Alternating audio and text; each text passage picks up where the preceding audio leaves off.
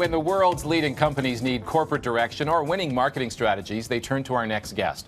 Rana, Florida is CEO of the Creative Class Group and author of the new book, Upgrade, where she reveals the secrets of some of the world's best business minds that we can now apply to live a better life. Rana, Florida joins us in studio. Good morning. Good morning. Good morning. Welcome. My favorite anecdote is that you hate meetings. Oh my gosh. Now, how do you run a big company without meetings? Because I sort of feel the same way, but they seem like a bit of a necessity. Yeah, well, I talk about it in the book, and I say most meetings are a complete and utter waste of time, and a lot of us dread going to meetings.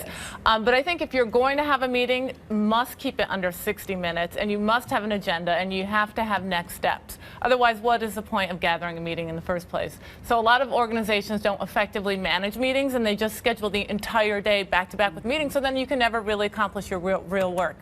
And don't you find a lot of meetings are just, it's like deja vu. It's Groundhog Day. You keep talking about the same thing. Sometimes you keep thinking, well, if we just had a plan and executed that plan, and then we can have a meeting to revisit and say, did we make it? Yes, exactly. And a lot of people are now trying standing up meetings. So you're not getting too comfortable laying back, doing nothing. You're standing up, you're thinking about what the next steps are, and you get out of the meeting much more quickly. Through your work, you've had an incredible opportunity to meet some pretty impressive people who you sort of quote and learn from in this book. But running a business and helping other businesses run, and then helping someone run their life, when did you say, I think I have a book in this? Well, it took a while. I started as a relationship columnist for newspapers across Canada and in Detroit with my three sisters, and we were doling out advice about work, life, and family. And then I worked my whole life to get a corporate job. So I went to business school, I graduated, and I landed an amazing job just outside of Washington, D.C. And then one day I realized this is a sham. This is not as exciting and glamorous as I thought. I was spending tons of time commuting to work. I was stuck in meetings all day. And then I took the leap and I joined the Creative Class Group, and I went into full startup mode. Yeah, there's one quote in here from the book that I sort of says sums it up in terms of when you sort of realized your aha moment. Many of us get caught up, as I did, in the linear path of life: college, graduate school, career, and family, which keeps us on the treadmill of unfulfilling work, suffering through long commutes and living from paycheck to paycheck. And then we look around, we see our friends' lives have been upgraded. And you said, I'm going to take risks, like your father did, who came to North America with $120 at the age of 18. Brave man. Right. A lot of us are afraid to take risks. So I had to leave my cushy paycheck and my safety net of my job, and I was my own one-stop shop. And one day I looked down and I was wearing fuzzy slippers and pajamas at 3 o'clock in the afternoon, and there was no HR department to call for employee relations or finance department to call for balancing my budgets.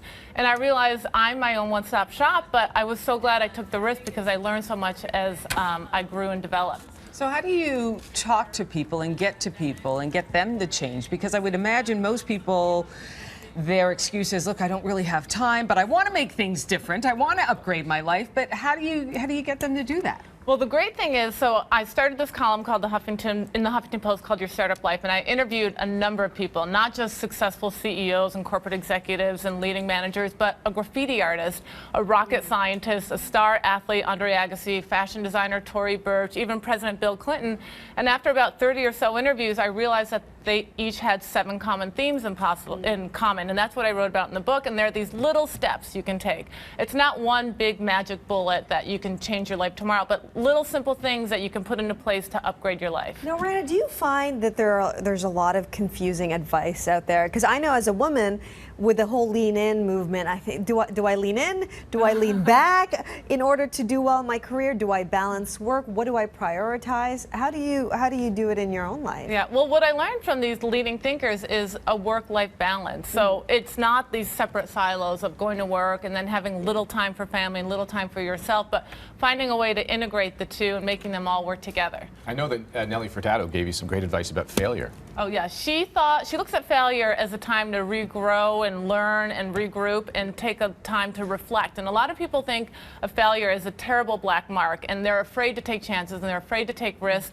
But what I learned from these successful entrepreneurs and leaders is that failure is a time to just think and regroup, and it's not a terrible thing, and it's a great thing that you actually took a chance. You also address about when you do something that you hate, but you do it well. I learned this lesson from Andre Agassi. Who would think that Andre Agassi, a world's most amazing tennis player, hated playing tennis? But he made it about something else. He made it about his passion for education, and he started an amazing fund for children. Which now, millions of dollars have gone to educating. Yeah, exactly. And I got this great advice from Dan Pink, author of the best-selling book called Drive. And a lot of us say, what's my passion, what's my passion? I can't find what I love doing, and I can't get paid to do what I love doing. He says, forget about the word passion. Take a look at what you're doing in your free time when no one's looking. And then think about ways to incorporate that activity into your life on a daily basis. What did Clinton teach you?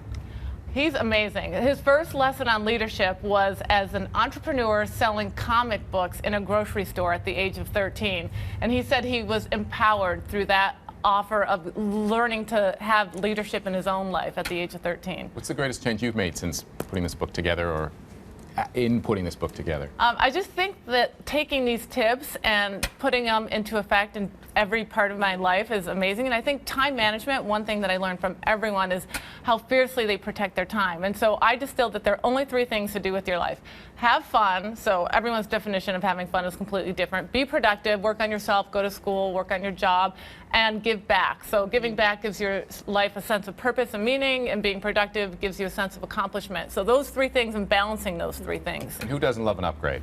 Name of the book, Upgrade, Taking Your Work and Life from Ordinary to Extraordinary. Rana, Florida. Thank you so much. And congratulations. A lot of buzz, a lot of choice around being chosen as the book to read this month. Absolutely. I'm Appreciate excited. it. Thanks. Coming up.